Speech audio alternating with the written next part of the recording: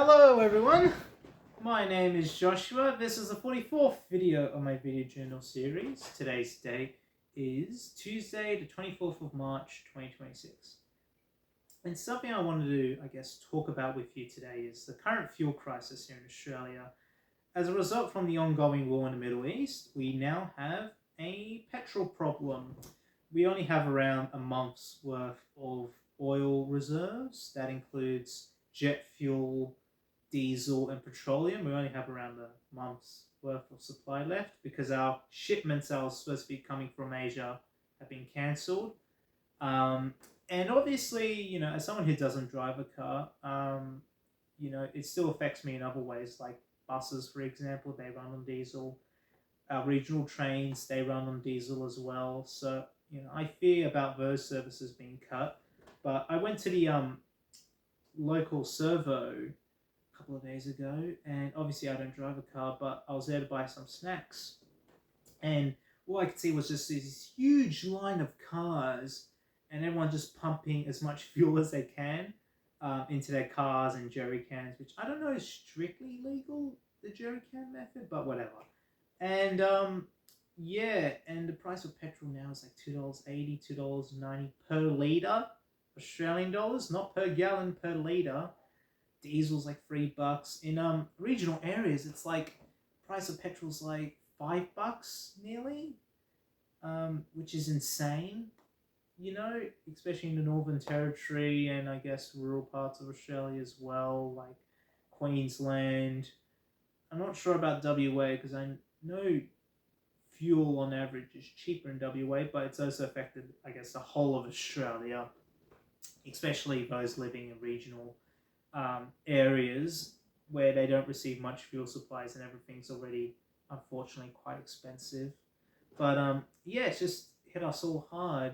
And yeah, I guess I don't really have much to say about it.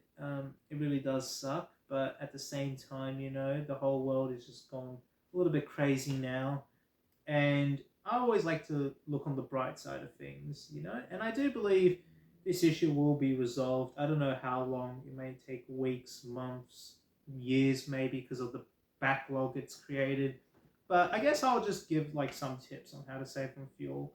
Um, you know, just try and walk as much as you can. Try and catch the bus because I guess even though buses they do consume diesel, um, it consumes a lot less diesel per passenger basically than a car because obviously one bus is going to be a lot more efficient than 60 individual cars on the road. And here in Australia, look, we don't have much EVs. We're still a very oil-dependent nation. I don't know how the crisis is affecting a country like Norway, where they have large oil reserves and a lot of EVs. But I've heard about stories in like Southeast Asia and other parts of the Asian continent where they have large oil refineries, but the price of oil has jumped. It's affected a lot of people's lives. And it's just all horrible to hear because you know it's pretty much been a global thing.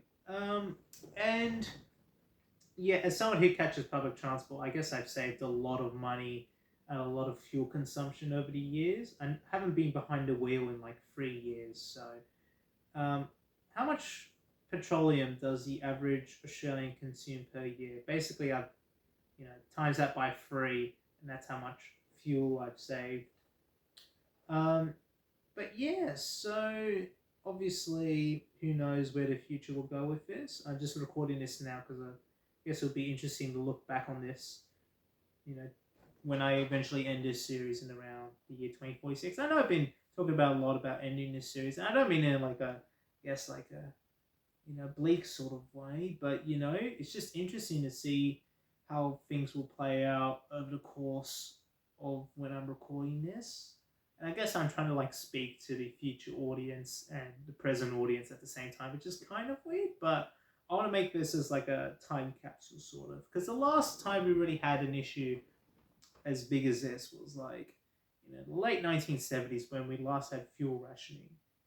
And, they've been talking about bringing back petrol rationing, which I think will most probably be, or like a last, resort sort of thing. I know the government's been really like hesitant on it, but I think the sooner they'll do it, the sooner like the crisis could be alleviated, sort of thing. Even if you would just like limit, you know, I don't know, everyone to a reasonable amount of fuel per day, basically. Um, Especially those to regional communities, the ones who are like most, you know, I guess, struggling, most like hit hard by this current oil crisis. And, you know, obviously I'm not like the government or anything. I can't really introduce these changes, nor am I experienced enough in geopolitics. But I try and save on fuel, even, stuff like buses, for instance. I just walk to most places where I need to go. Because obviously, I'm overthinking this, but when you know, I guess catch a bus, it takes extra time for it to, I guess, you know, drop you off, pick you up, sort of thing. I know it's like this amount of oil, and I'm overthinking this like way, way, way, way too much. But, I guess catch a bus, walk. I know people will always need a car, like, tradies, people who have physical disabilities, and those are the people who I guess need to be prioritized. But for people like me that live, close to public transport options, I guess it would be a good idea if we made public transport free in New South Wales throughout this period. I know the Railway, Tram, and Bus Union have really been pushing for the government to reduce the costs of public transport to the passenger, and I think it would be a good thing if we made public transport free or heavily subsidised. 50-cent fares like what Queensland has. Um, I guess it's not an issue of price, more it's like an issue of quality. A lot more people catch public transport in a state if it was, I guess, more convenient for them, if it actually reduced travel times. And, I think I read a statistic from the ABC that like 50,000 more metro and train trips were made within the past month because of the oil crisis. So a lot more people are using trains and metros and buses and ferries and trams and all those transport options. But I still see a lot of cars on the road. Fuel prices keep going up and up and up, and a lot more queues and a lot more gas stations running out of petrol. And even now, like my parents were really pushing for me to drive to get my P plates and all that. But now, with the oil crisis, they don't want me to drive. And as someone who doesn't really like driving, um, it's quite like a 180. One moment they're like, we will literally pay for the price of fuel for you to drive, but next moment they're like, try and walk. And I'm more of a walking person, so I guess it's I'm not really gonna give up my legs anytime soon, and hopefully I stay healthy enough when I'm like 80 or 90 years old where I can still walk around everywhere because I love walking. But yeah, so I guess we're all in this together, sort of thing. Um, you know, and I guess one way we can make a difference and to help the situation is if you live relatively close near a grocery store, train station, or whatever, try and walk there. It provides a little bit of good exercise. Maybe instead of doing one trip to the grocery store per week, maybe just do like smaller trips. Where you just walk. For those who need to catch a car, obviously they need to be prioritized first. But like I know a lot of my friends and family who just drive to the local train station, even though they live next to a bus stop, or it might just be a 5-minute drive sort of thing. I'm like, well, why don't you just catch public transport? But then, you know, they say to me, oh, it'll be too slow. But I'm like, you're already going to catch the train, you know? The way I see it, there's no point in driving your car to the train station and then just catching a train afterwards if you're just going to say, oh, it's going to be too slow. I mean, you know, it'll be like, what, a 5-minute 10-minute difference. And I know for some people that may seem like a lot, but it really saves on fuel costs. And I guess a lot more people doing that now, but that's something I never really got, is when like people drive like a very short distance and it only saves them like a few minutes. But most of that time, those savings are really just going to be used trying to find a place for you to park your car. Like, you can drive 5 minutes to the local railway station, and walking there will take around 25 minutes. All right, so you save around 20 minutes by a car, but a solid 5 to 10 of those minutes are just going to be spent time trying to find a place to park your car, especially if it's during peak hours. So you might only really save like 10 minutes, and what's 10 minutes going to do? You know, unless you really, really need to be somewhere, just leave a little bit 10 minutes earlier. Just get some exercise. Stretch out your legs, walk. That's if you're just doing like a short distance. I know if you need to travel like a long distance by car, it's understandable. But for short distances, I don't really bother. Just use my 2 feet while I still have them, I guess, and I'm not like by the age of 100 when my legs start failing out on me, and I'm just the old guy in the wheelchair screaming at the cloud, go, yeah, I remember when my age we used to have, whatever things I'm complaining about in the future. But anyway, I'm getting a little bit off topic here. I love going off topic, really. We started from the oil crisis to me at the over 100 years old man yelling at cloud situation. That's it. I was trying to reference that Simpsons meme. But yeah, so I guess it'll be interesting to see how this plays out over the course of the next couple of weeks, months. Obviously, it's horrible what's happening in the Middle East, the conflict there, and now the US is lifting its sanctions on Russia.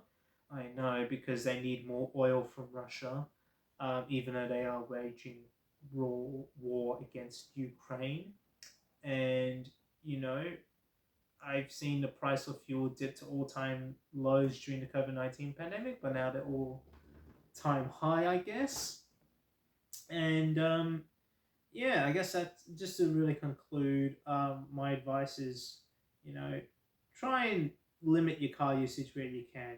If you, I guess, need to make a short distance that's easily walkable, or you can catch a bus, even if it means just an extra 5 or 10 minutes. Um, just do a bit, and I guess those savings really rack up, not just in terms of money, but in terms of like fuel consumed. Um, and I guess as someone who doesn't catch a car, I'm also worried that they might cut, public transport services. Because yet again, here in Australia, we do have a lot of like buses and trains that still run on diesel. Unfortunately, we haven't electrified them. It'd be a really good idea if we had like electric trolley buses, here in Sydney. We did have a trial of them in King's Cross and San Susie, but Cogra, sorry. Why did I say San Susie? Was it the Cogra to San Susie electric trolley bus line? My memory's a little bit foggy, but anyway, which is basically like a bus with overhead wiring, like a tram, except it runs on electricity. So, I guess for my viewers, overseas, for those who live in Wellington, New Zealand, I know you guys had an electric trolley bus network up until 2017, basically that sort of thing. Or those living in San Francisco, those electric buses you have, I guess that'll be a nice sort of thing. Reduces noise pollution, clean source of energy. And I guess, I'm not panic buying anything yet, because obviously with less fuel, you might have to, cut global supply shipments, and, I guess without trucks to deliver things, obviously there's going to be some disruption, but I guess I'm trying not to worry about all of this just yet, because we don't want another, I guess, COVID-19 situation where we're all panic buying toilet paper again. But I guess we're all in this together, and I've been through the COVID pandemic, so panic buying of that, um, all these things that have been happening in Australia.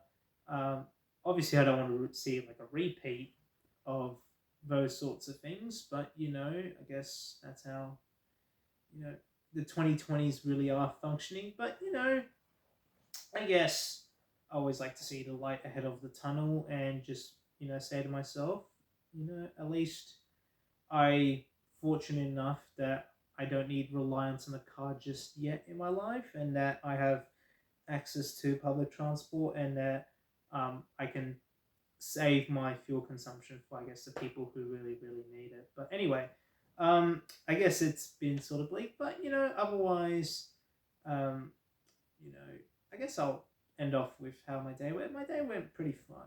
Yeah, sitting on a laptop most of your day and just writing stuff, it does sort of get to you, and especially what's happening around the world. But at the same time, I just like that feeling of hard work that I do each day, and just thinking to myself, you know what, with my hard work, maybe I can make a difference in the world, even if it's just a small, small little difference.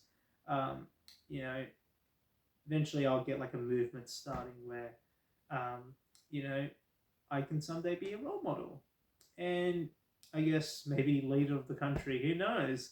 Because I do have an interest in politics. But anyway, I guess I'll catch you all later and see you all next time. Bye. Take care.